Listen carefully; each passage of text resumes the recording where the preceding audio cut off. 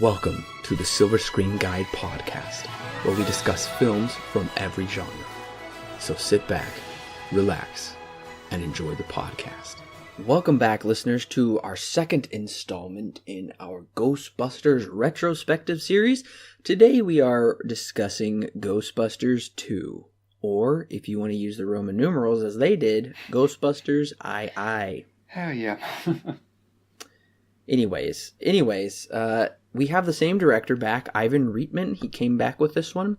I should say that it has been about 5 years. Yeah, about 5 years. Yeah, that's 5 years both in movie time and in real time. Oh, yeah, I didn't even think about that. Well, yes, it is. This movie came out June 9th, another summer release. Yep. Just pretty much around the same time as the other one.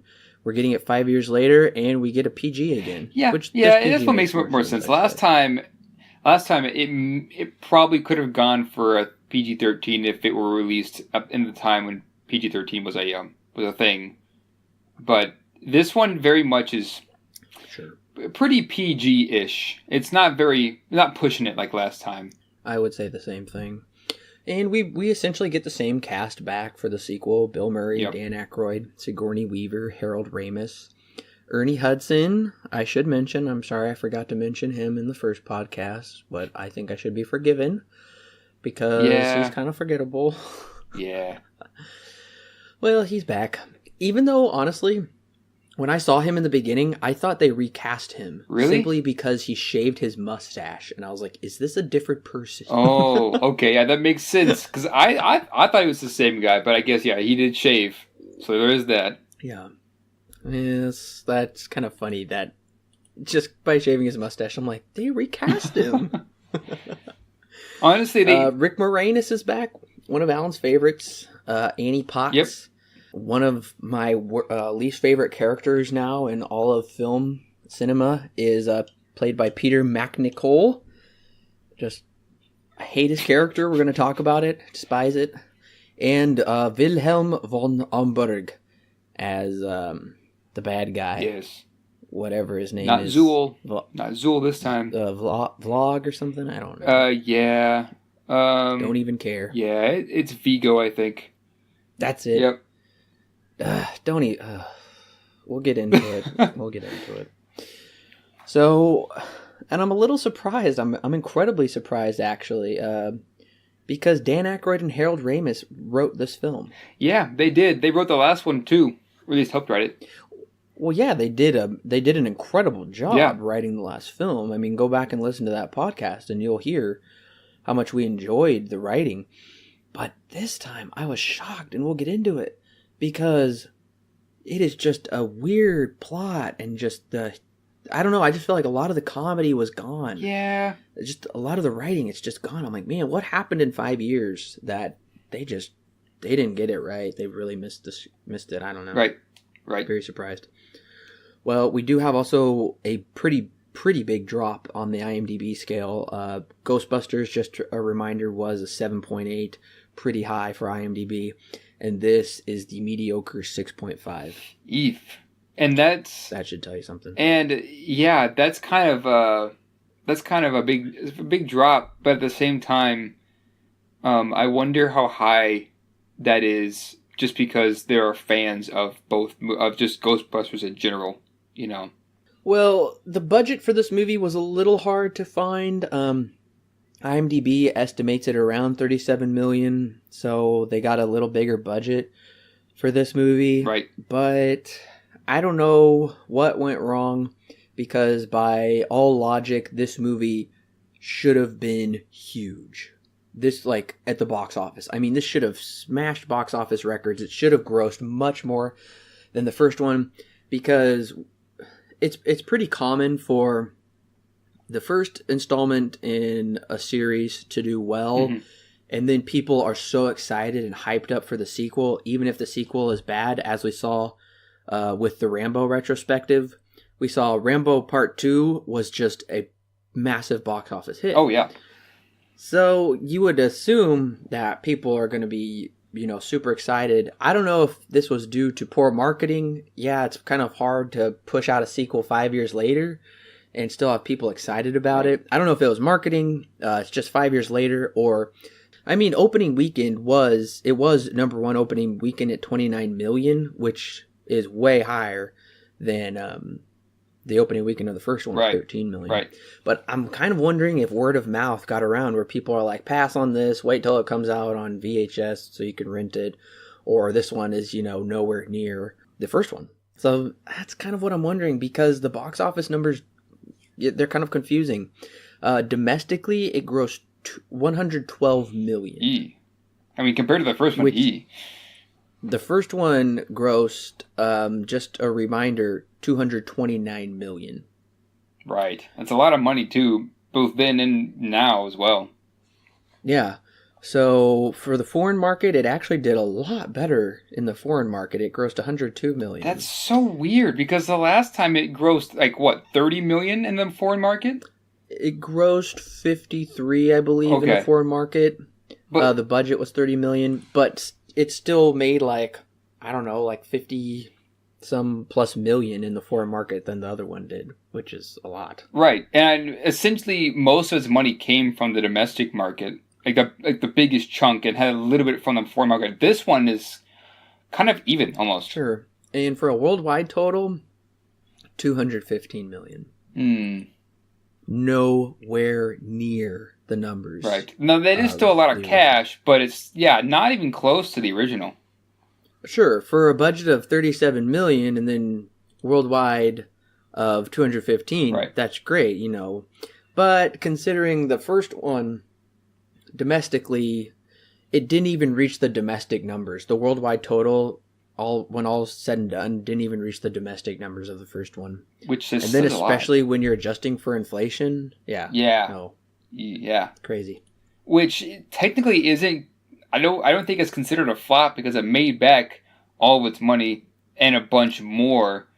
But I guess even by looking at it from today's standards, it's not considered a hit either. Absolutely not. We can't really call it a flop. Yeah, but it's definitely not a hit, especially comparing it with the first one. Like we said, sequels are supposed to outgross the first one.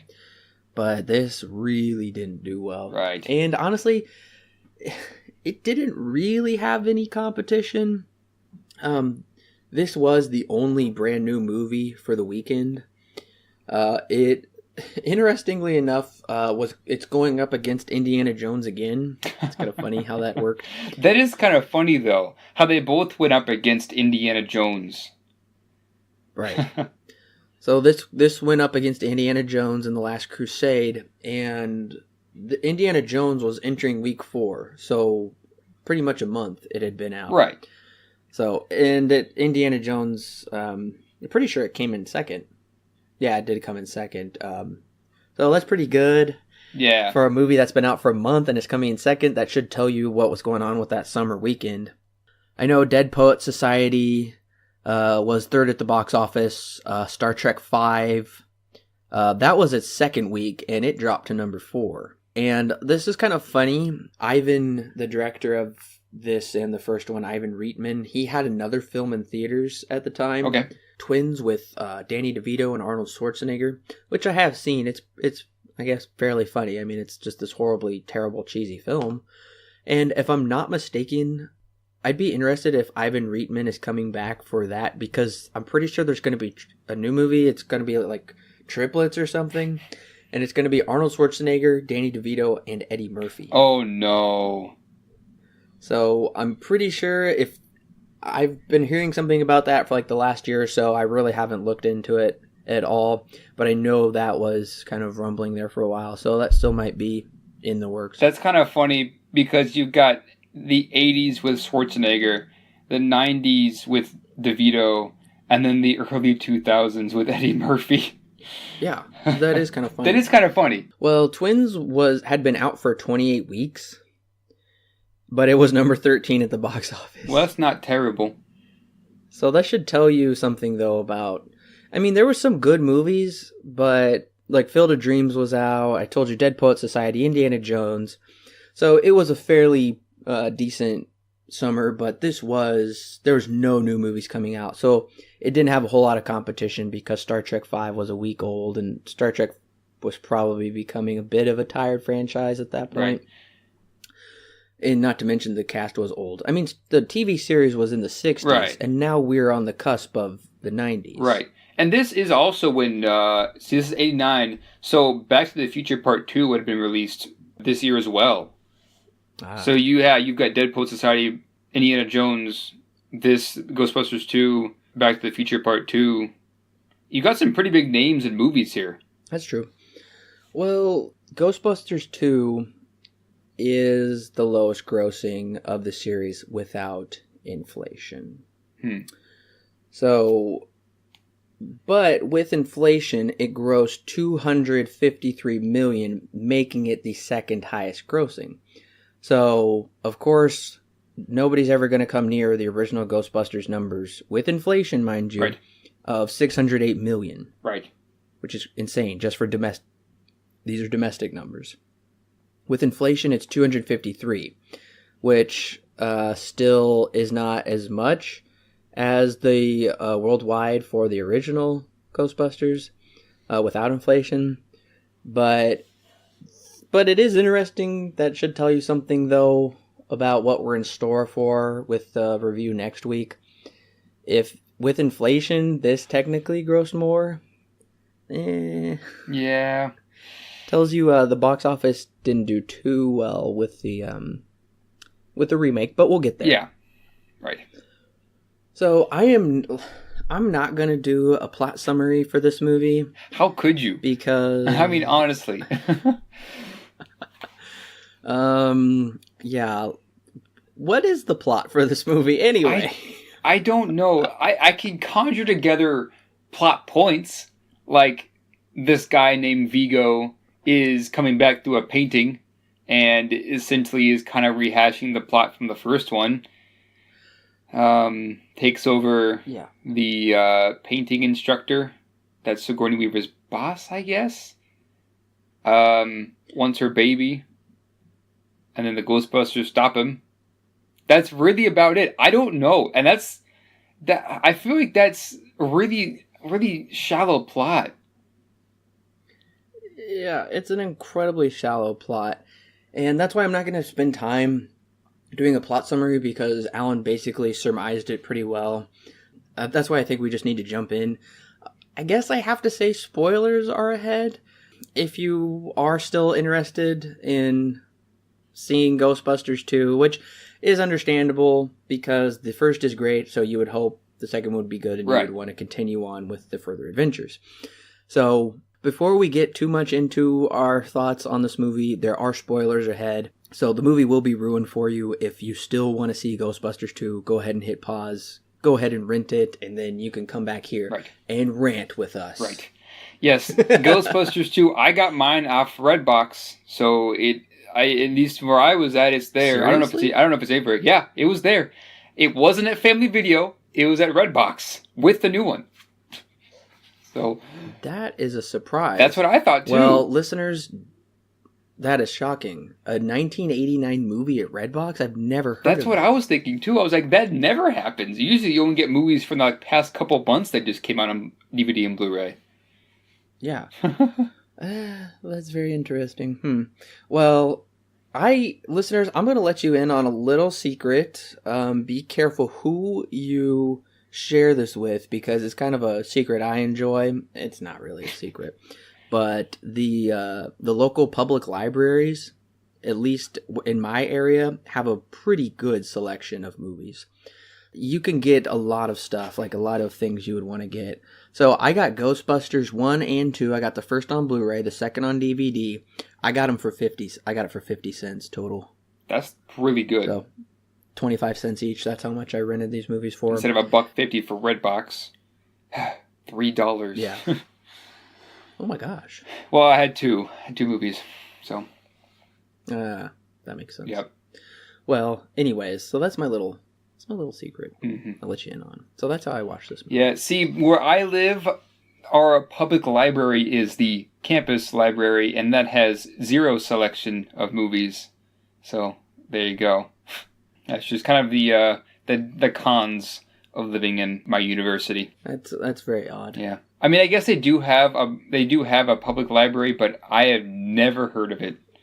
And we live in a small township, so I wouldn't expect there to be much of a selection anyways. Sure. Well, let's go ahead and get into it. The very first shot of the movie, surprisingly, is a title card that just says 5 years later. Yeah. Right away, I was like, well, this is kind of interesting. But I didn't hold anything against it. I was like, okay, well, I guess we'll see what happens, but that's kind of strange. I guess it makes sense now looking back on it, because this movie came out 5 years after the first one. But yeah. Right. I have an issue with it because I don't think I've ever seen a movie begin with a black title card with white letters that just says 5 years later. Right. And normally those kinds of things are a little later into the movie, or they're in a movie with like a time jump in it. I don't know. I was like, this is really weird. I've never been acquainted with that. And I think you're just like putting too much on the viewer instead of like introducing them. It's been 5 years. Instead of like taking the time to kind of like introduce them back into it, it's just kind of presupposing, okay, this is picking up 5 years later. Right. And you kind of have a knowledge of the first one. It's pretty sturdy knowledge. I don't know. That really surprised me. Yeah, it definitely kind of leaves it up to the viewer to figure out what's going on. Because if you haven't seen the original Ghostbusters and see this 5 years later, it's going to be kind of jarring. I mean, to be fair, it does have Ghostbusters 2 as the title, but still, if you don't know the characters beforehand, this movie's going to kind of jar you a little bit. It does, and I found this to be a very weird opening scene with where, okay, surprise, Sigourney Weaver has a baby, and I think we're led to believe it's going to be Bill Murray's baby. Right. And it's a really weird carriage chase scene where she calls it a carriage. I call those things a stroller. Yeah. In modern terms, but she's like, "Stop that carriage! Stop it! I'm British. Stop the carriage!" But I don't know. I was like, okay, why is this happening? Is it just because it like barely strolled over that goo? It is weird. Yeah. Okay. Now the movie does explain this later, because they get this goop, and then they put the goop on the toaster, and then the toaster starts bouncing. So this is explained later in the movie, but for the opening scene alone, it's even more jarring than it was with the 5 years later title card. So yeah, the opening of this movie is, I don't know, it's kind of rocky. Well, I thought the opening of the first one was kind of fun with the books and cards moving, and then we get this mystery because, there's like the lady screaming in the white light, some scary ghost, and this, it's not really intense, it's just kind of dumb, it's weird. Right. It's a little, and it's just like unbelievable that this thing is like perfectly weaving in and out of traffic and knocking everybody over, and it's like, why? What is the point? Right, and it does kind of explain later that this goop is like the physical manifestation of the emotional state of the city. Evil. We'll get there. But I don't know, its properties are never really fully explained where it makes sense, because in some scenes it's messing with like in one scene, the three of the Ghostbusters get thrown, or no, they jump into, one of them gets pulled in to this goop, and then the other two jump in to save him, and they start fighting with each other and stuff like that, and then they take off, and it's like, wait, and one of the other guys is like, wait, take off your shirts, and so he takes off his shirt, and they're okay, so it's like kind of messing with them. But then you also have physical objects like the toaster or the stroller that are also being affected by this. I don't know. This movie doesn't really do a good job of explaining things. It kind of just pushes you in and just expects you to figure it out for yourself. And yes, it does explain later on, and we'll get to that. But like you said, I feel like it doesn't explain very well in a way, because it's like, wait, really? Is that really it? Right. Is that really it? Because that is a little... No, it's a lot. It's really cheesy and stupid. Yeah. Well, okay, I've already got a problem with it, because I'm assuming... I'm a little confused why it's just Dan Aykroyd and Ernie Hudson, but then it's like, oh, they're like birthday party people. Yeah. I'm like, oh, crap, this is where we're going with it. This is what this movie's going to be. Yeah. And honestly, I hate this kind of stuff. Honestly, I thought this was actually kind of funny at first. When I first watched it, I was like, it's stupid. But then I started thinking about it. I was like, well, that actually is kind of funny because they've run out of a job at this point, and there are basically no ghosts left for them to bust, essentially. And so they become entertainers at birthday parties. I found that to be hilarious. Not nearly as smart or as funny as the original, but I just found it just to be kind of funny how they were on top of the world 5 years before, and now they're just kind of entertainers. Although, why would they have Dan Aykroyd and Ernie Hudson and not Bill Murray in this opening scene? Like, that doesn't make any sense to me. Like I said, it's really weird because the black guy is pretty underutilized in this, and I do feel he is underutilized. Well, underutilized in the last movie and underutilized in this movie. Yeah. So it's kind of like, hey, he's still here. He's still important, I guess. But yeah, I agree. It's like, this is a weird duo. And there's also some like communication issues later in the movie that I'm like, okay, why is his name is Winston in the movie. I'm like, why is Winston not a part of this discussion? I know what's going on. I'm like, where did he go? I know there's a whole chunk of the movie where he's just disappeared. I know. And there's no one says anything about it. No one he's never shown on screen for a good almost hour, I think. He's just disappeared, and he just shows up at the very end. Yeah. The only thing that like redeemed this birthday party scene for me is the kid wanted it to be He-Man. Yeah, that was pretty funny. And I thought that was really funny. And we get the introduction of this kid where he's like, my dad says you guys are fakes. And we get this a lot throughout the movie, that they're just like shams. Yeah. And I'm like, what? That is literally impossible to prove. Right. We have documented evidence of them saving the city from ghosts. Like, it's totally legit and verifiable. But this whole movie is, like the Ghostbusters are just this myth now and it's all fake. And I really didn't understand that. But I did like when the kids, they're like, who are you going to call? And all the kids are like, He-Man. Yeah. And I think this movie also is kind of self-referential. Or just being like, oh yeah, we're not as cool as we were back 5 years ago. He-Man kind of took over. That's actually a really good point. I kind of get that sense of it, that it's kind of like poking fun at itself. But that doesn't exactly mean that it's going to be a good movie. I do think it is funny that they're kind of poking fun at themselves. But getting to that... I could have more grace for it. Yeah, but getting to that point, you're pulling some strings here, and you've got to get past the carriage scene. And all sorts of stuff. So, I mean, it is funny. I'll give it that. There are still some funny things in this movie, but never near the level of the first one. And something that really kind of frustrated me is we learned that they got sued by like all of the counties in New York or something. Right. They basically got sued and it ran out of business. And I'm like, okay, that totally just ruins the end of the first movie. Because there's this massive celebration, the Ghostbusters are the heroes of the unlikely heroes of New York and possibly the world, And then it's like they got sued and I'm like, what? I don't know. Maybe I don't know. It really kind of ruined the celebration for me because I'm like, this is supposed to be like a comedy that doesn't take itself very seriously. Right. But now it's like taking itself very seriously. Like, oh, we got sued and there's all these legal ramifications. Where in the first one, they're like, forget the EPA and whatever. And I don't know. I feel like it kind of stole some of the victory and momentum that writing off of the first one. Right. Like I said earlier, there are some jokes in this movie that I think do kind of work.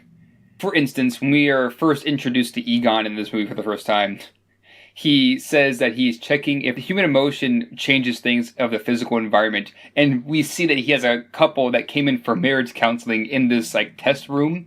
And he said that he's slowly raising the temperature and he's like documenting what they're doing. And and you see him like fighting in the background and all sorts of stuff. And then eventually a worker comes in and essentially tells him that there's going to be another half an hour, and then they just get even more frustrated. And I did kind of find this scene to be kind of funny just because of how ridiculous it is and how the Ghostbusters have fallen from, being so on top of the world in the first one 5 years ago to this. and Egon, of course, being the smartest one in the group, and he's kind of devolved into measuring this kind of stuff. I found it to be kind of funny. But then there are also jokes that just go on way too long, and it gets to the point where it's just not funny anymore. And I'll bring one up when we get a little bit later, but the scene when Sigourney Weaver and her baby go to stay with Bill Murray in his apartment, there's that scene just goes on way too long, and it's supposed to become uncomfortable almost just because they're trying to be funny, but at the same time they're keeping the joke going on for so long. It just almost becomes a mess at some points in the movie, and it kind of is saddening because the first one was just so inventive and smart in its jokes, and this one is not so. Well, speaking of Venkman, I really like what he is doing, though. He has that TV show with those people on there, and he totally makes a joke out of all of it. And that's something that did kind of confuse me with his character, and it's a possible character weakness that I did forget to bring up in the first review. But it was always like, it seemed like he never believed any paranormal stuff at first. He was just kind of being a con guy, doing lots of silly things to make money. Right. But even then, when he did see the ghosts, I'm like, okay, do you actually still believe, or are you still don't believe? Right. I don't know. I think eventually he did come to believe, but that was like, they're like playing with that ambiguity, character ambiguity, like too much, where it kind of confused me. And now I do like it in this, how he is like, makes a joke out of the ESP guy, and the lady's like, the world's going to end February 14th, 2016. Right. And I'm like, oh, that was just last year. Right. The world ended. Yeah. So. At first, I didn't really like this opening. I thought it was kind of silly. Really? At first. With Venkman? I mean, I when I got the joke, I started to like it a lot more. But at first, I was just like, what is this opening with Bill Murray? Why wasn't he in the movie beforehand? But then, of course, I got the joke, and I was like, okay, that is pretty funny. But, yeah, it still bothers me that Bill Murray was not closer to the opening and that the rest of the Ghostbusters were. And he was just absent up until now. Like, why? Yeah, it normally makes sense to open with your strongest lead. But with this, they're kind of closing the opening sequence with their strongest lead, I guess. I guess it's keeping people in suspense, like, what's happened to Venkman, or what's he up to? Right, yeah, I guess I can see that. But, yeah, I still kind of have an issue with it. Because the first one, it didn't begin with Bill Murray, but began with the ghost scaring the librarian. And then it went to Bill Murray. And this one, and then we met the Ghostbusters from then on. But this one, he waits till the very last Ghostbuster has been introduced. Then we introduce Bill Murray. I don't know, it just seems kind of odd. I also got to say, this opening is pretty cliche. Yeah. Normally, because we've seen this before, where it picks up years later, and they've all gone their own way. They're all doing way different stuff. They don't talk too much. They see each other once in a while. Right. And normally the love interests have broken up, and they will reunite in the end. But there's like, well, don't you remember? Like, it didn't work out very well between us. And I'm like, okay, this is all pretty cliche storytelling and writing, and it's further exploited years later with other movies. Oh yeah. I really don't care for that style of a sequel. Yeah. Where it picks up years later and everybody, is like so different. Everybody's got a new haircut and a new style, and it doesn't really work for me. And I didn't really like that Bill Murray and Sigourney Weaver character broke up, because I'm like, okay, why? Like, it's not like we really cared very much anyway to begin with in the first one, and now we're just doing this, and we're going to make it a whole big thing of them trying to get back together, right? Which we dedicate way much time to in this movie, I feel. Yeah, absolutely, absolutely, and that's poor setup. And this is kind of where it becomes frustrating, because the first one was just so quirky and made fun of things that are kind of like it. It was very sarcastic. It was kind of original in its own sense. But this one, it just falls into basic sequel territory, which I find to be kind of disappointing, because the first one was just so much fun and so enjoyable. And this one, honestly, 15 minutes into this movie, I started to get bored. And it takes a lot for me to get bored for a movie. And this one was really kind of pushing it for me. I mean, it didn't get to a point where I was like, okay, I'm going to shut this off. I'm done with it. It didn't get to that point, but I was just not having as much fun as I was in the first one. And that's kind of one of the big issues, that it kind of, like I said, goes into sequel cliche territory. Like it kind of just ran out of ideas, and I don't know. It was just disappointing, to be honest with you. Sure, and I was also. The plot really revolves. The baby is kind of the MacGuffin of this plot. Yeah. And there's just way too much dedicated to the baby. And it makes no sense at all. And we're going to talk about it in the very end. Yeah. It makes no sense. And it's just so dumb because she thinks like something paranormal is wrong with her baby. Clearly not. Clearly it's not. Okay. Right. I just thought that was dumb. And I was kind of actually... Okay, I thought it was really funny when Bill Murray's character said, I know I'm asking for the big hurt, but I'll give us one more chance. That was funny, okay? But then I'm immediately turned against him when he starts rubbing it in her face about her husband leaving her. Yeah. I'm like, okay, that's kind of low, actually. That's no. Yeah. I don't know. That frustrated me. Yeah, and speaking of Bill Murray, I think his character has changed just a bit too much from the last movie to this movie. Sure. Because, yes... It's almost too over the top. Yeah, exactly. And the original... Now, usually when you have a sequel, you want to, like, move your character or characters into deeper places and explore their, essentially, character more and in a deeper sense and get them to be more developed and learn something new. And this one, it feels like we skipped a movie. Like, there should have been one in between Ghostbusters 1 and 2, like Ghostbusters 1.5, where we got to see Venkman's character move from point A, from the end of the first one, to point B, beginning of this one. Because I feel like, for me at least, he changed. I wasn't able to relate with him like I was in the last one, because he was just so more different than he probably should have been. Because in this one, like you said, he's kind of just a little bit more crude, and now, of course, him and Dana broke up, and all sorts of stuff, and didn't feel natural for a sequel, for me. It doesn't, and the other problem is they're really trying to set us up that we care that they broke up and all this stuff, and they try to explain a lot of it through exposition of why certain things happened, and yeah, I'm like, okay, I really don't care this much. Like, okay, great, they kissed in the end, I'm like, yeah, fun, but then they're like, oh, it's this big thing that's gonna, like, big plot element of the movie. Right. I don't care that much. I really don't care about them getting together, and yeah. Yeah, they do spend a lot of time, more time than they should on this relationship. When, honestly, if they would have kept them together, I feel like this movie would have been 50 minutes. Sure, and kind of like you said, we're, I don't know, roughly 15, 20 minutes into the movie. Yeah. And I put in my note, the jokes are falling flat. Yeah. The jokes are really falling flat for me. The humor's gone. It's... Right, and there are some funny jokes still here. One of them that I wrote down here is, I think Venkman says this, but he's talking, I think, to Egon, and he says, I bet women really like you for your large cranium of yours, and Egon responds with, no, they're jealous of my epididymis.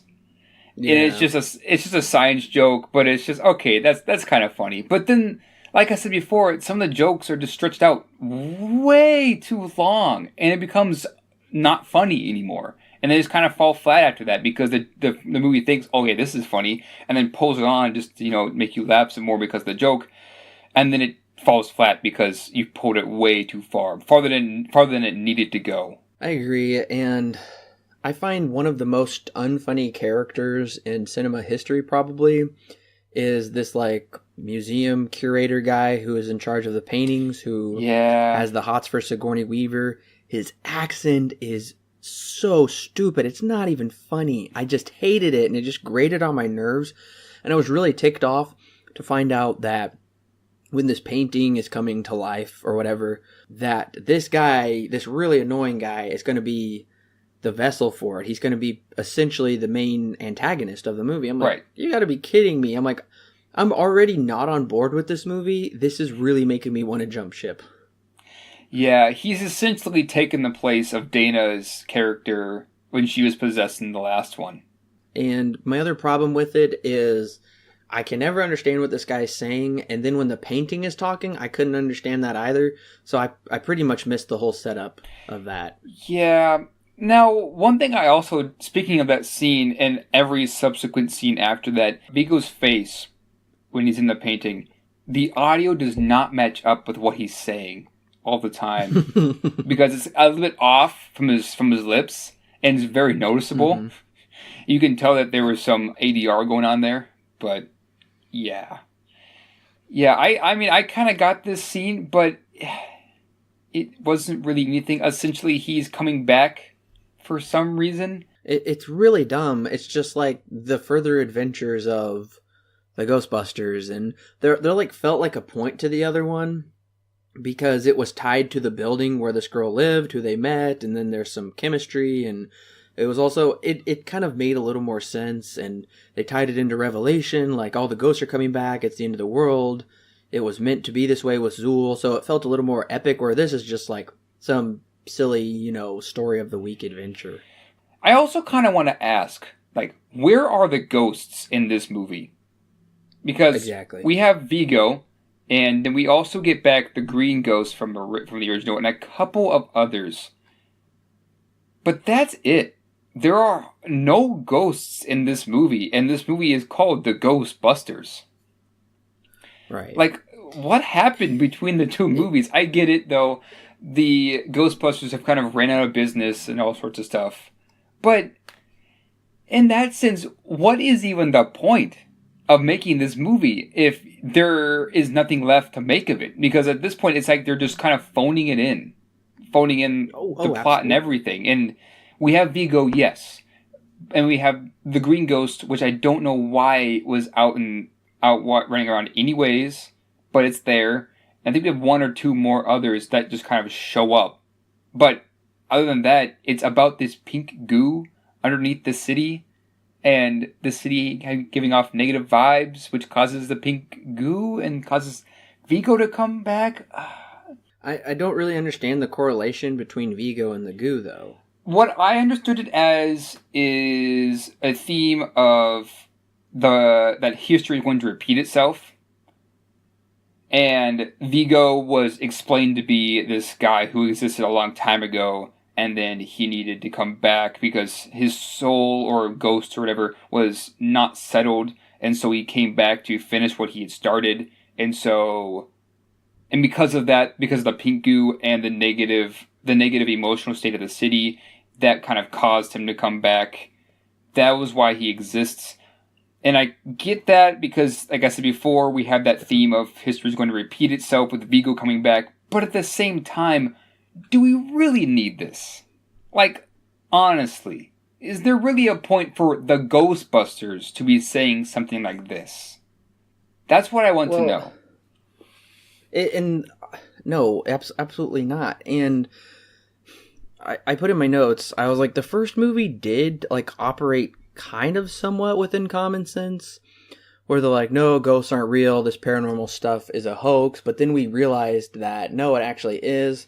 But It still didn't go so far as to like defy its own logic, I guess, if that makes sense. Right. Whereas this movie does. And I'm like, this movie just goes like full, an extremely goofy movie, essentially, with a lot of the stuff where it's just like, no, we're just going to like pander to kids maybe, or it's just way too silly. It just doesn't take itself seriously enough, which may sound weird, but you get what I mean? I think what you were trying to say, and what I'm trying to say too, is that it doesn't develop as a world nearly as well as the original did. And because it doesn't develop that world very well, you don't get this sense. It becomes confusing because things are happening and they don't make sense. But it would make sense if you understood the world. Whereas the original, it gave it a lot of development. And this one, nah. Right. And the problem is that the movie contradicts its own logic, like, too much, to the point where it's like, do you think we're stupid? Like, who are you kidding? What is going on? Because they gotta go to court because Dan Aykroyd hit like one like rusty pipe and it literally shut down like the entire New York City. Oh yeah, this scene. Oh. And somehow they're able to drill into the ground. I was like, this is unbelievable. That's what I mean by it's just so goofy now. Yeah. Now, that scene with them drilling into the ground was kind of funny, how the police officers came by and they all kind of got in an argument about what they were supposed to do and then he drove it off. That was kind of funny. Yeah, that was funny. But the court scene, oh man, this is where the movie broke me. And I was just like, okay, what is happening right now? Why are the Ghostbusters in court? Why is Lewis their attorney? Why are we even seeing this scene? Like, okay, it's kind of funny because Lewis is there, and I love Lewis. I'm glad they didn't ruin his character. But at the same time, why does the scene exist? I get it. It kind of goes to show the comeback of the Ghostbusters later on. But for the first, 5, almost 10 minutes of this scene, you were literally watching a courtroom drama with the Ghostbusters. What has this movie come to? Was what I was wondering. And it's, like you said, it's not even good either. It's just a courtroom drama. And it makes no sense in this movie, this scene. Oh, it frustrated me too. Well, the judge is like an overblown caricature of a real judge. Right. It's so silly. And this is when I'm frustrated, and I will continually be frustrated by the logic this movie tries to shove at us, is just because the Ghostbusters were sued and went out of business, everybody thinks like, oh, they're fakes and they're hoax.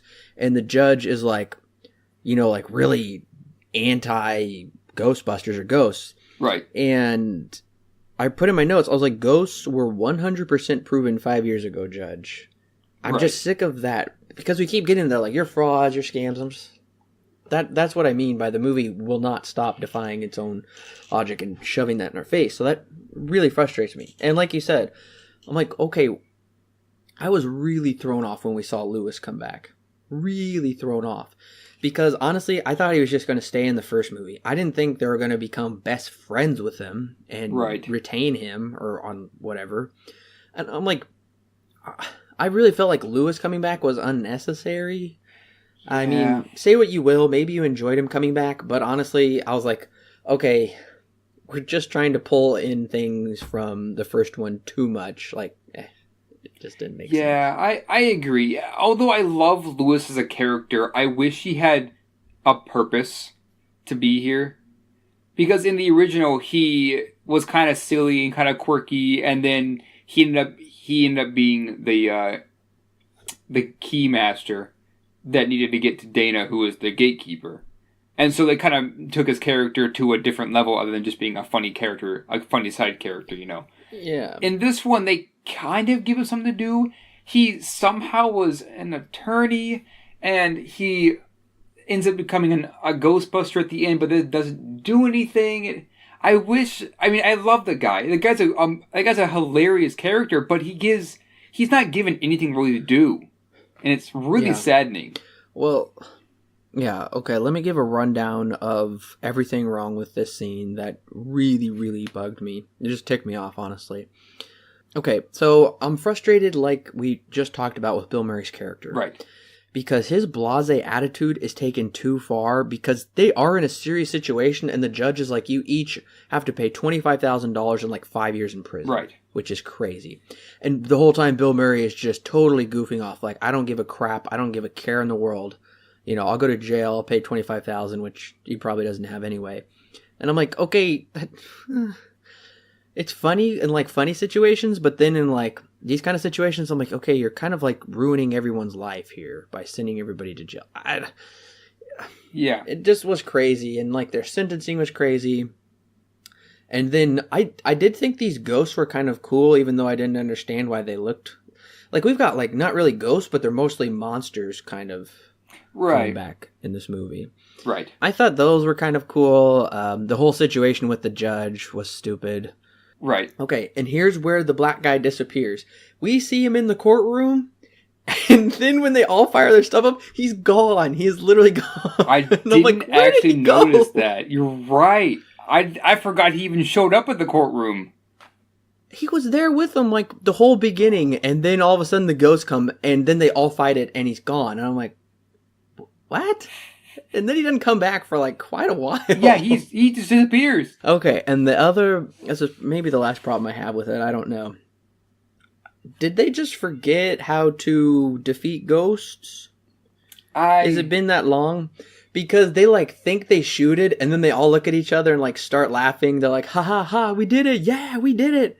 And then they're like, "Oh!" And then it comes back. Like, we know that's not how it works. Like, I thought that was ridiculous. Right. And when the ghost busted out, Dan Aykroyd's character was like, "Wow, cool."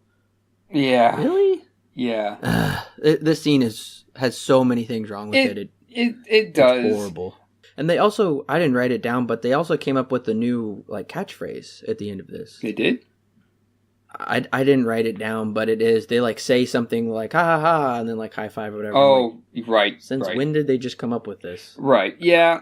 Yeah. I do agree though. This scene is not good. It's supposed to symbolize the return of the Ghostbusters, but instead it's intercut with a courtroom drama and then ghosts breaking out for no reason at all, really. Exactly. It's like, okay, this one thing happens, and then the Ghostbusters are back on top of the world, just like that. Right. Back in business, everything's good to go, and I'm like, what? Right. Why? How? What? Right. And I can maybe stretch it and to say that it fits in the theme of history repeating itself, but it doesn't really work, though. And yeah, this I could try my hardest to get you to maybe understand a couple more things in the scene, but I feel the exact same way. This scene is not good. It's so not good. No. Yeah. Well, and I'm just bugged that the Ghostbusters are back on top like that, and I'm like, it's just it's such a flaw in plot. And if I'm not mistaken, is this the montage scene? Yes, the montage scene. It goes on way too long. Not only way too long, but the new theme song is terrible. Oh yeah, it is gross hip hop, and I put in my notes. I said I hate it when these older movies use trends that are only germane to that decade, so it doesn't hold well into the future. And I'm like, it dates the movie in a not good way, and I just hate that. That's like. Okay, you know, like when we did Zelda, there was the Mario Brothers rap at the beginning. Yeah. Ninja Turtle rap, all that crap from the 80s was like so invested in this like nasty hip hop rap, where it's just like, yeah, okay, next decade, you're gonna realize how horrible this is. Yeah, it's totally fine for the time, but when it comes to looking back on it, it does not hold up. Same with this. It's bad. The first one in its montage sequence when it played the entire Ghostbusters theme song was just so catchy. It's because it was so catchy, it kind of it engraved itself into the American culture and of just knowing that catchphrase of who you're going to call Ghostbusters, you know. This one, I don't know why they thought it was a good idea to make it a rap. It doesn't even fit the style of the movie anyways. Yeah, this montage scene. Oh yeah, Winston's back here too for some of this, but as well, I guess. Oh really? Yeah. Yeah, I wrote it down that he came back, but it doesn't help anything. Okay, well, but the other problem I have is right after this, I'm like, okay, the story structure of this movie is really poorly done because they're doing an incredibly poor job of balancing subplots. It's just the movie's really confused on the direction that it wants to go. We've got, and that's just the problem, because this whole Vigo thing is supposed to be carrying us throughout the whole movie, but it takes forever to establish him as it is just such a weak villain. It is so horrible, it doesn't make any sense. And all these we've got a huge Bill Murray, Sigourney Weaver subplot. And then we get a subplot involving the character you like. What's his name? Lewis and that lady. Yeah, Lewis and the secretary. Yeah. Right, and we got the Vigo and that other and the museum art guy plot, and then whatever's going on with this pink goo is kind of a subplot in itself. But then we also get kind of divorced from Bill Murray's character for quite a while, and it's just the three of those Ghostbusters going off and checking out the goo. And but then we also have the antagonistic mayor and his crony who keeps popping up, you know, that evil little hench villain. And the movie just doesn't know where to go or what to do. Right. And yeah, all of these subplots, they don't really tie together in the end either. Like, some of them do, really but poor. like the Lewis subplot, the Lewis and the Secretary subplot goes nowhere. The Sigourney Weaver and Bill Murray subplot kind of goes places, but it's too long though. It just takes so long to get there. Yeah, there's so many things in this movie that could have been cut. This movie needs to be shaved down. It's paced way too slow. And I hate to say that because the first one was so fast that I actually had to stop the movie so I could write down notes because jokes just kept coming and they were so funny and it almost had me rolling just because of how funny and fast it was. This one is almost the complete opposite. Yes, there are some funny things in it, but it's boring. And I don't want to say that because this is considered a comedy. And how did this happen? I don't get it. This movie is supposed to be funny. I remember I texted you. I was halfway through, and I was like, this. I feel like this is supposed to be funny, but it's not. I'm bored. Why am I bored? I shouldn't be. And it's just disappointing, honestly. I wish this movie wasn't like this. I wanted it to be just as funny, if not funnier than the first one, because the first one was just so good, and you could go so many places with it. But it went to a place that was, I would say, it went to a place that it didn't really need to go. It went for a more realistic route when the first one was funny because it was so off the wall. But this one it wanted to ground itself a bit more, and it doesn't work. Well, but it's very inconsistent on when it wants to ground Exactly. Because there are times when it's like, what? But then there are times, where it's trying to be way too serious, and it's tonal. The tone is very inconsistent. Oh, it is.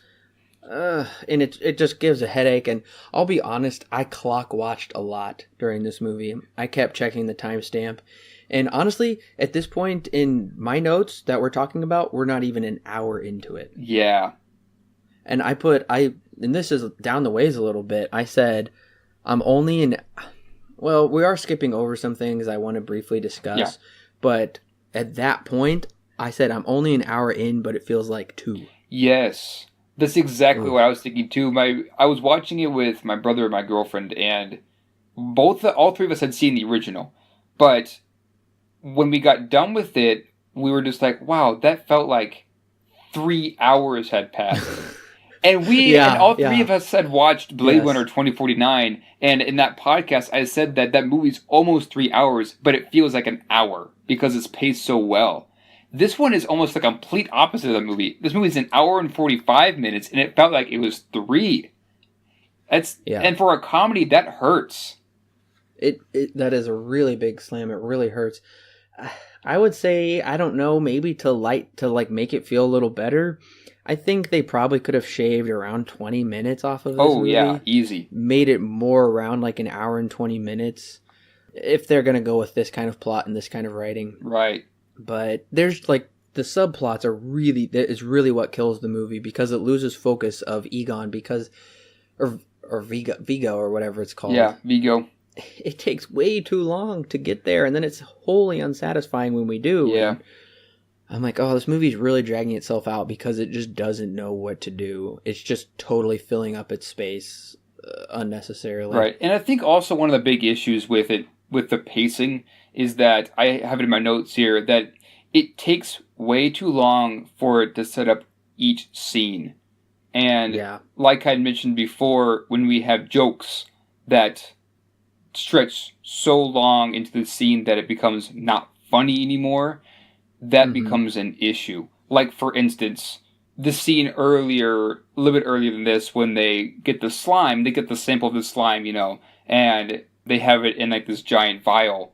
And the scene starts off kind of funny because they pull in Bill Murray and they say, hey, watch this. And they yell at the slime and the thing kind of bubbles up and raises, And so they say, okay, well, that's funny. Let's put it on. Because they find out it's charged by emotions, And so they put a piece of the slime on the toaster, and the toaster comes to life. But then it just keeps moving on from there. And then Bill Murray's like, you're not sleeping with it, right? And he looks at, I think, Egon, and he goes, oh, you hound. And then just, it keeps moving, keeps pulling the joke so long. And it's like, okay, this is funny at first, but now it's gotten to a place where it's not funny anymore. This has become boring. Yeah. Well, and there's a lot of things that happen that just don't make sense. Mm-hmm. Where, okay, like when the fire scene happens, when it all catches on fire, the photographs. Yeah. The door locks from the outside. Right. Like, why would the door lock from the outside? I've never... what? Right. And that doesn't make any sense. And the black guy busts in immediately to put the fire out with the fire extinguishers. I'm like, that is incredibly convenient. There's just a lot of the stuff doesn't make sense. And honestly, I just felt like Dan Aykroyd is probably the weakest link in this movie. Acting wise, I was very disappointed with his acting. I'm like, you are really not doing well. Right. Yeah. Winston is only there when he needs to be, not because he's only there. Actually, why is he even in this movie? Okay, I put that right here in my notes. I said, honestly, Winston is legitimately pointless. He is inconsistently utilized in this movie. Like, right. When they're like, okay, we don't want it to be just Harold Ramis and Dan Aykroyd. Let's bring in Winston. Right. Or let's fill up the screen more. It just... and that's why I thought it was really funny in Stranger Things, too. When the young black kid is like, nobody likes Winston. He came in way too late, and he's pretty much pointless, and he's not funny. And it's kind of funny, too, because he's even more pointless in this movie than he was in the last one. Yeah. Oh, yeah. And like I said, it's really inconsistent. Yeah, exactly. Because it's like, where did he go? Oh, he's here now. He kind of just pops up whenever he wants to. I wish they would have done something with this character, because he seemed like a very interesting kind of guy, but it does nothing with him. Well, you know nothing about him. Right. He's just like, I just want money. And they're like, hire him. He's hired. That's all we got from the first one and from this one. Right. And I mean, from the original, it's probably just kind of played for laughs. And it's like, okay, well, that's kind of funny. No, they just kind of hired some guy just because, But in this one, there's nothing. Well, okay, I wanted to just say this real quick because I was a little shocked by it, because we're very sensitive about this kind of stuff in today's society. But in the movie just went for it. When Bill Murray told... that artist guy, he said, you're not going to get a green card with that attitude. Yeah. I'm like, oh! Yeah. Oh my goodness. There were a couple of jokes in here that I was like, ah! Yeah, I remember that joke. I was writing down notes and I heard it, I was like, oh no. Right. Yep. Right. Well, okay, coming back to what we just were talking about.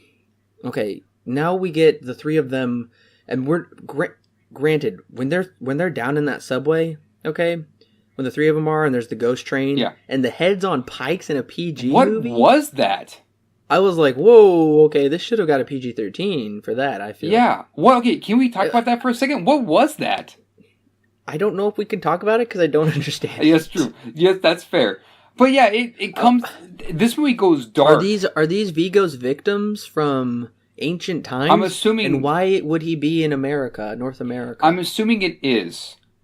Vigo stuff. I don't know why he's in America, but I'm assuming that it is. And there's a train? Yeah. But they don't look like ghosts. They're real. Yeah, I don't know. I think it kind of explains a little bit later, but it does nothing. Essentially, this scene, it kind of sets up Vigo, but more sets up the pink goo that happens a bit after this. Right. I don't know. This movie goes really dark for just a brief moment when they had all the heads on stakes. Yeah, that was bizarre. Well, like we said, this movie has weird tonal problems. It does. Where it's like, it really does.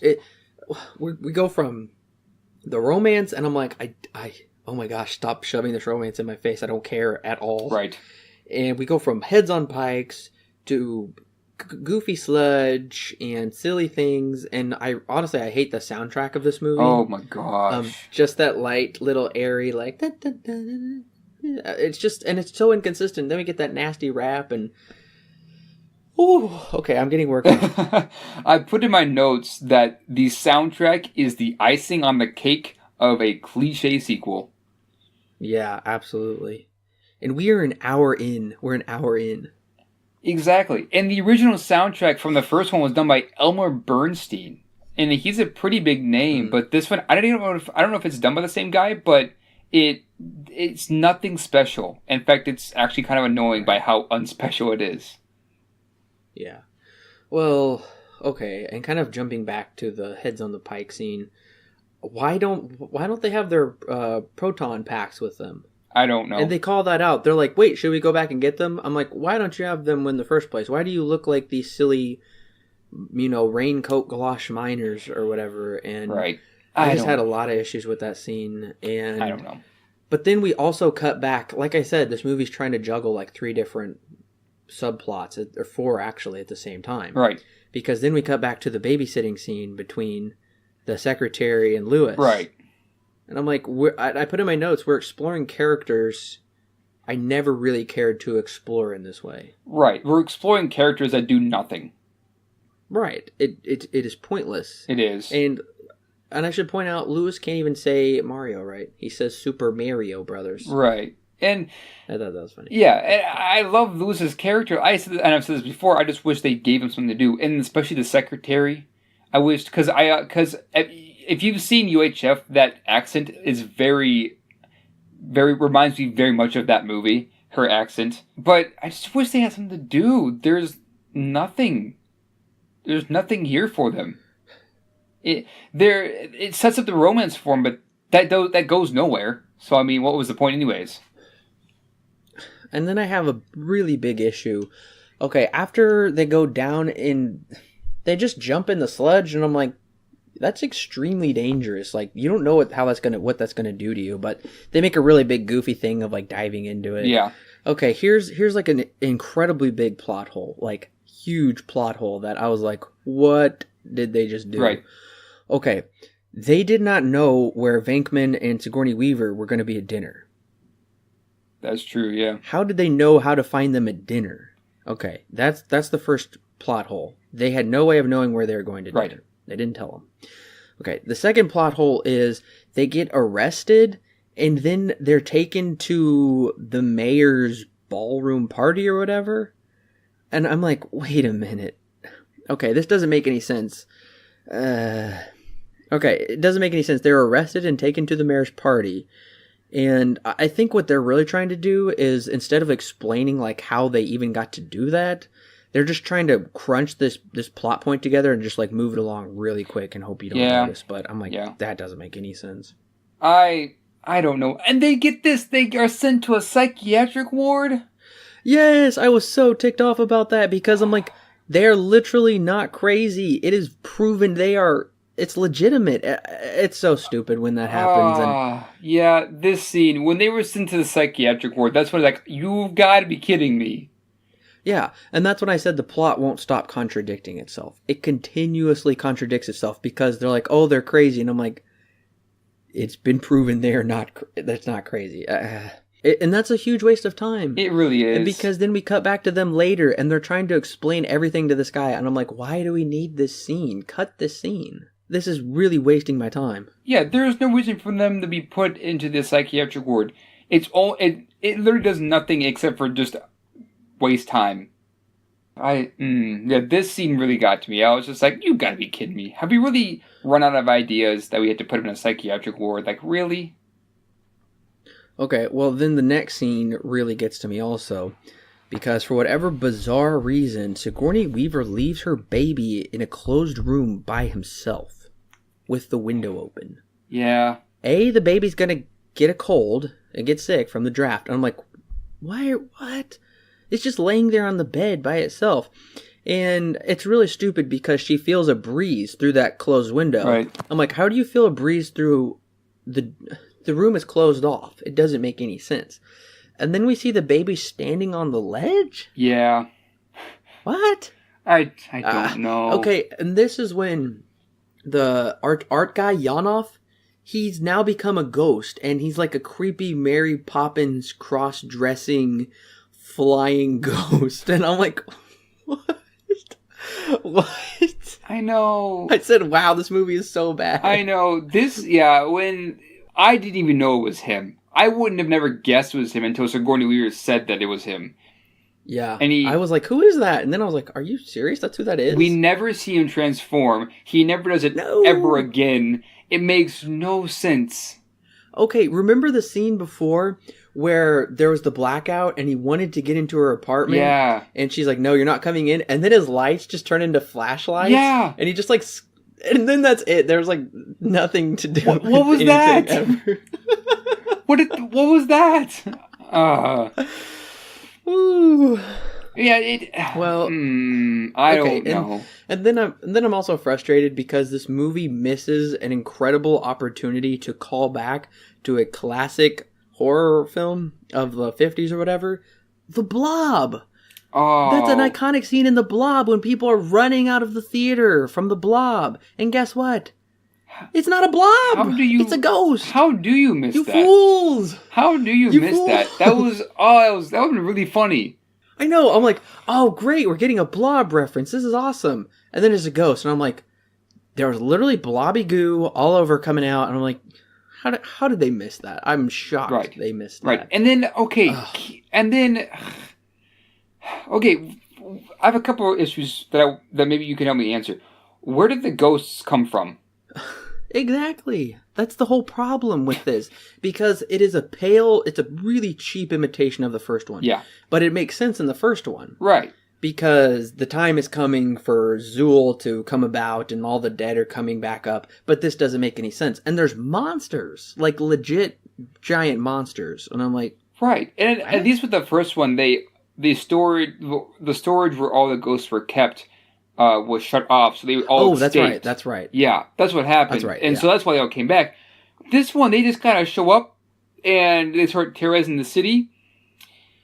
But it goes on from there because then a woman's fur coat comes alive, and the ferrets or whatever the fur coat was made out of. I know. Inconsistent. I know, and it comes alive and she's thrown off her and runs off from it. And then a physical Titanic ship rises out of the ocean to come to dock at the harbor, and it's the physical ship but with ghost people, and that actually just ticked me off. I'm like, okay, this is just stupid. I'm like, monsters, Titanic, ferrets. See, I did kind of find that funny, more because it was that, of course, history coming to repeat itself. That's not to say it was good. Yeah, that's just a major issue. Well, and you know the cliche phrase, or it's not a cliche phrase. You've heard the phrase like, well, because plot. Yep, because the movie. You know, and that's it. Because a lot of the stuff is like, wait, why did that happen? It's like, right. Because the plot said so. Like, how did they end up at the mayor's house when they just got arrested? Plot. Right. Why are the ghosts coming back? Plot. Just so they could move it along. Right. And notice how we have hardly talked about Vigo as the villain. Yes, because... And I was so ticked off because I'm like... It takes forever. It's like a slow simmer. And then when we finally get to him at the end, I'm like... This is really unsatisfying. Yeah. With what happens. It just takes forever. And yeah. It doesn't make any sense. There is no development to Vigo at all. Now, to be fair, there wasn't much with Zool either. But it at least explained the backstory and led us into the story of Zool in the first place. So that way, when we had the final battle with Zool, it wasn't, like, in our face. And this one, it's boring. And it just doesn't, it's not interesting. And whatever themes they try to bring in are just fine. They're alright, you know, and it doesn't really work out as well as the first one did. Right. There's a connection with Zool, though. Right. Because we have a reason to care because it's possessed Sigourney Weaver. Exactly, yeah. This gives us no reason to care because some painting came up, oh, it's the adventure of the week, it's some magician come to life again because, well, I don't know, it doesn't really explain it, and I don't know. And the movie, it treats us like we're stupid. Because it does. They're like, oh, the ghosts are back. And they're like, oh my gosh, what?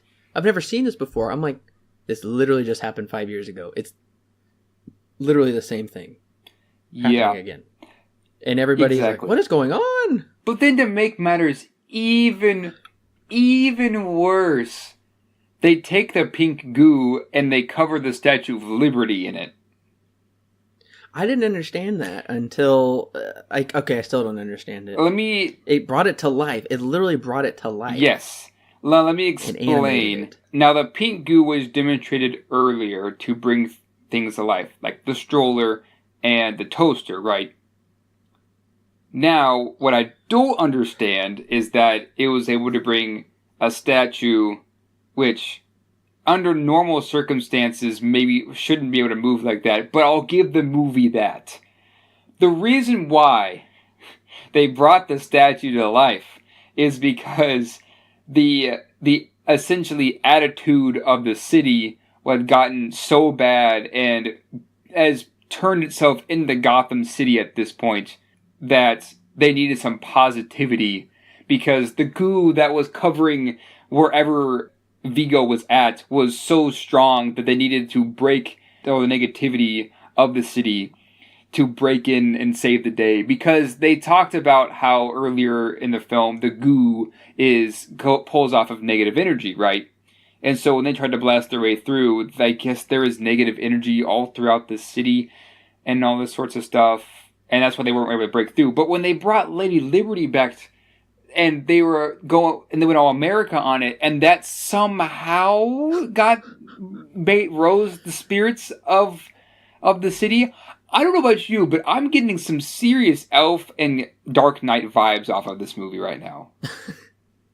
Yeah. Because Elf, at the very end of Elf, it's all about, the Christmas spirit, and everyone has to come together and realize what the Christmas spirit is because it's been lost. And I guess this is a spoiler. If you haven't seen Elf at this point, that's too bad. What? And then with the Dark Knight, even the city itself was constructed in such a way where it feels like a character. And so when the city begins to change in the end, it feels like the city itself as a character is changing.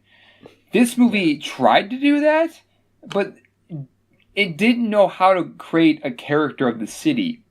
So in the beginning, we did see people getting mad at each other, and I wrote that down in my notes, that people were just kind of mad at each other, but I didn't find that any different than what you would normally see in a city. And maybe that's what they're going for. Maybe that's just what they're going for, is that the city and like maybe everybody is just so negative nowadays that we just need to kind of chill and we can work things out and we can become positive again. Fine. But don't go about it like this. Like, I get it. Living the American dream, Lady Liberty, all that stuff. Fine. Positive vibes. Whatever. But if you're going to do that, make sure you do it in a way that makes sense. Right. Okay. Let's talk about this for a second. Yes. Because the problem with Harold Ramis's exposition, he says, that wall or whatever is pulsing with evil. We need a serious amount of positive energy to break through, but I doubt there's enough goodwill in the city. And then, okay, that's actually terrible. There's a thing called subtlety. There's a thing called subtlety, and the problem Themes. Okay, but there's no reason for him to come to that conclusion, because there's no reason for us to come to that conclusion. Now, I can actually kind of dispute that a little bit, because they do talk about the goo being the physical manifestation of evil and negativity.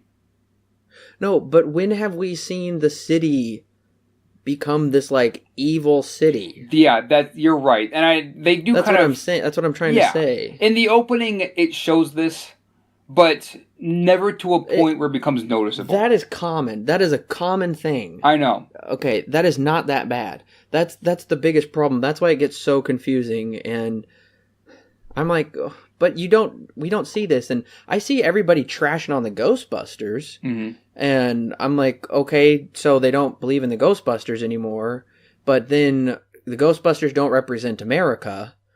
So how do you conflate the Statue of Liberty with the Ghostbusters and equate them and say, like, oh, we believe in America again? Or what? Yeah, and maybe that's what the movie's trying to say, is that we as a human race have kind of devolved into this becoming a normal thing, and then that also being kind of subtle in itself. That's awfully generous of you to give the movie that credit. I know, but that's why I'm even disputing myself for making that statement, because what does that have to do with the rest of the movie? How did we get to this point, other than the goo that kind of somehow binds these two halves of the movie together? This feels so out of place. It is out of place. It doesn't make any sense, and I just still don't understand the connection between the goo and Vigo. What does the goo do with him? He controls it somehow? I don't... where did it come from? I don't know. Why? But like I said, I need examples. I need to see this city be just totally down.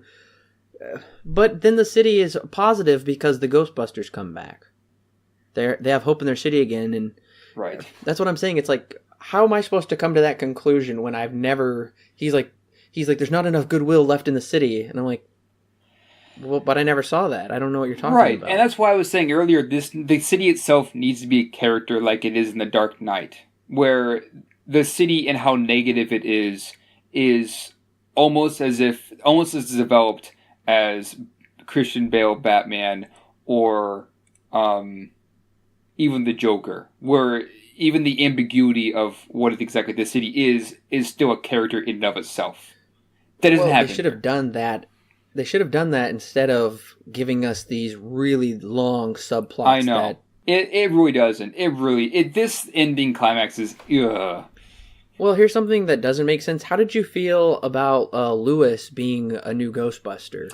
He already had a suit made up with his name embroidered on it, and I'm like, wait, what? Why? Not only was this not set up at all, but it serves no purpose, just like Lewis's character. Exactly.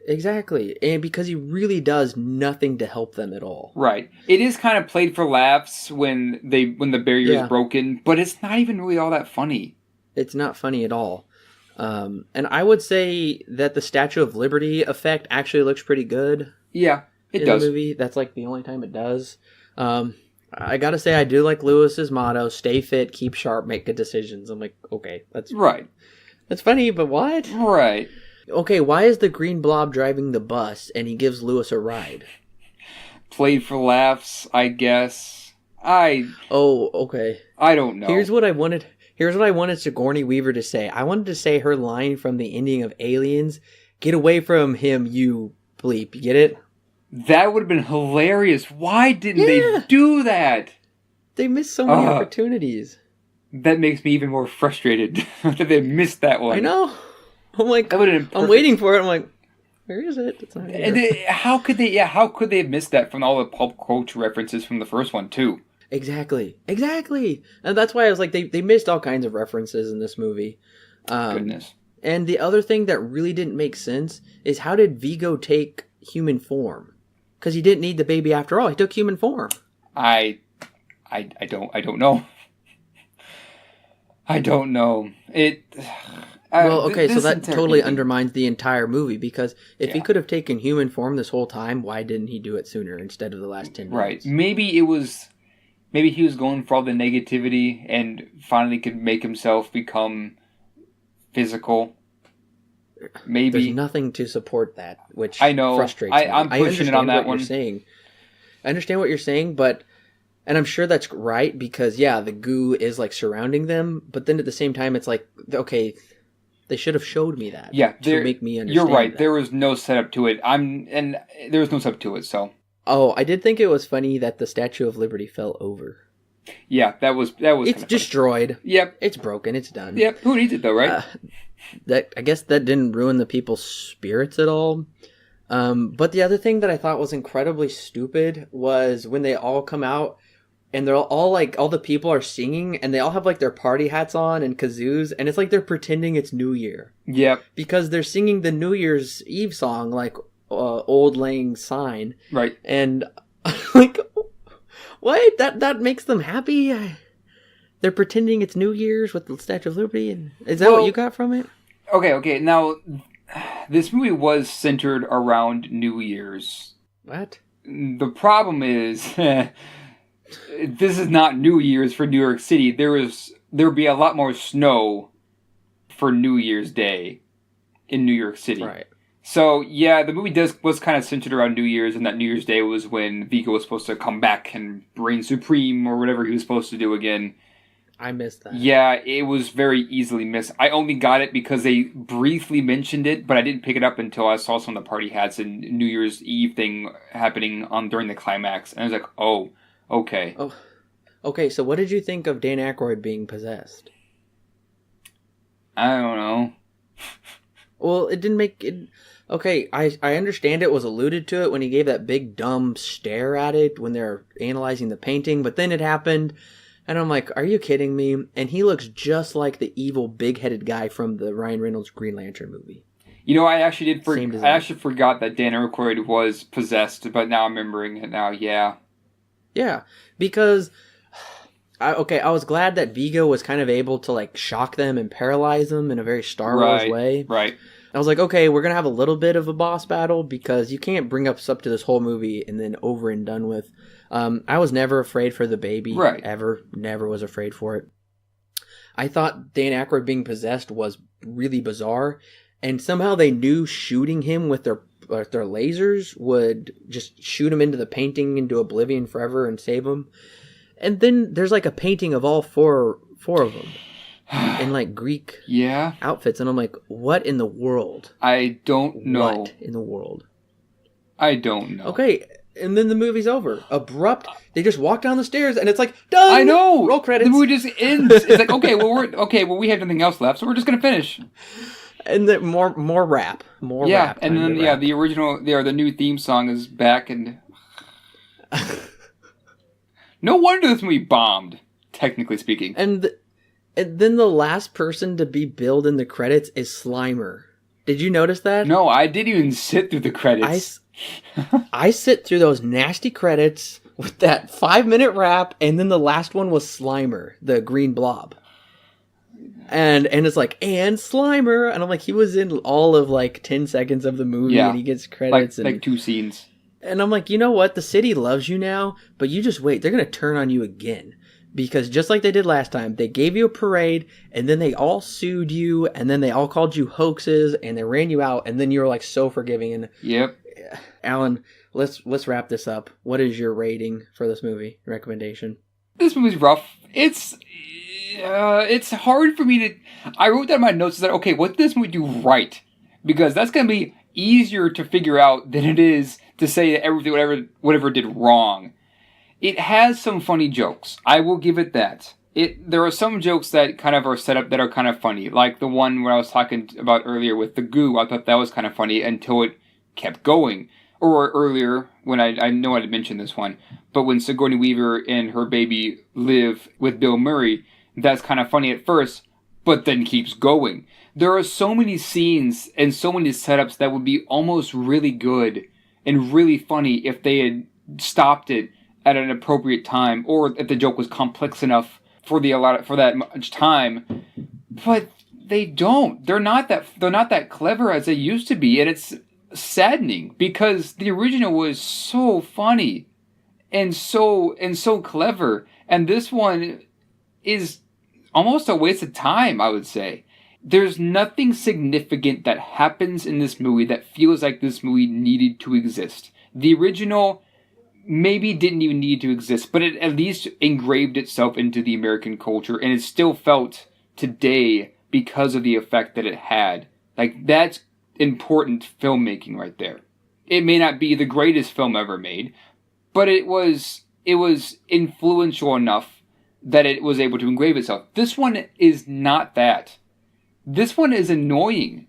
It's boring. And 50 minutes in, I shouldn't be bored. It's Ghostbusters. They're hilarious. They're supposed to be. And so when I walked out of this movie, when I turned it off, and I was just sitting there, I was like, what happened? What was this movie? Nobody was given anything to do. The plot was hardly a plot at all. The message of the film, I will give it this. The message of the film was that we do need to be better people and not kind of go back to what we've been before with Vigo and stuff like that, and that theme of history is going to repeat itself. But that also kind of makes me ask, what was even the point of this movie to exist in the first place? Because the I don't see one. There's no point for the Ghostbusters to have ever come back in the first one. And the fact that they had to bring in the Statue of Liberty and like the American Dream and things like that doesn't really help. And I don't know. It's not good. It really isn't. I hate to have to say that. Overall, it's a disappointment, honestly. I wouldn't call it completely worthless like Hannibal. I know both of us got like not even 45 minutes in and we both shut it off. But still, that's not saying much. This film is still kind of egregious. So for me, because of some of the funny jokes and some of the other things that almost made this movie bearable, I'll give it a 5 out of 10. But I'm still not going to recommend it. This is not a recommend for me. If you like, if you like the first one, you might be okay with this. You most likely will not. I wasn't. I kind of want to know what Ghostbusters fans think of this. Honestly, I didn't like it. 5 out of 10, not recommend. I am not going to keep anybody in surprise here. I'm going to go 1 star below Alan and give this 4 stars. It's dismal. It is a solid not recommend. And a solid not recommend. Don't watch this movie. It is an extreme time waster. I was a little frustrated yesterday because I was like, okay, this movie really needs to move along because I've got stuff to do. And it is really not good. So I was shocked to go from the wonderfully hilarious, it's got a really fun plot, great cast of characters, original Ghostbusters, and then 5 years later we get the crappiest sequel. That is just a massive waste of time. So I guess it does make me feel better about the remake because coming down, it's really not that high of a bar to get over with where the Ghostbusters franchise left it and where they took it back up. So very disappointed in this movie. I was shocked. I honestly expected this movie to not be good, but I didn't expect it to be this bad. 4 stars out of 10. It's dismal. It's a solid not recommend. But listeners, I hope you had fun listening to us kind of rant on it and trash the movie, and if you watched it too. So hopefully you had fun with that. But we want to thank you again for coming back and listening to Ghostbusters 2 and discussing that with us. And make sure to tune in next week because we will be wrapping up, as far as we know. I don't know. Maybe there'll be another one. Hope maybe they will redeem the name Ghostbusters 2. I don't know. But join us for Ghostbusters, the 2016 remake with the all-female cast with Kristen Wiig and some of her SNL co-stars. So I'm really hoping that we're going to get something better than this one. I think it would be hard not to do better than this. But anyways, we want to thank you again for joining us on our Ghostbusters retrospective series. I've had fun doing it, even though this one was bad. I still had fun kind of picking it apart with you. So thank you, Alan, for joining me, and thank you, listeners, for joining us. Make sure to subscribe to our newsletter and our social media, and subscribe on iTunes or Podbean or whatever podcast aggregator you're using, so you can always get the latest episodes as soon as they come out. We want to give a big thanks to all of you for just downloading the episodes and listening. Make sure to continue to share this with your friends. We love talking about movies, and we love sharing it with you guys, and we're just honored you all take the time to listen to us. It's a big honor, so thank you very much, and we look forward to seeing you next week with Ghostbusters.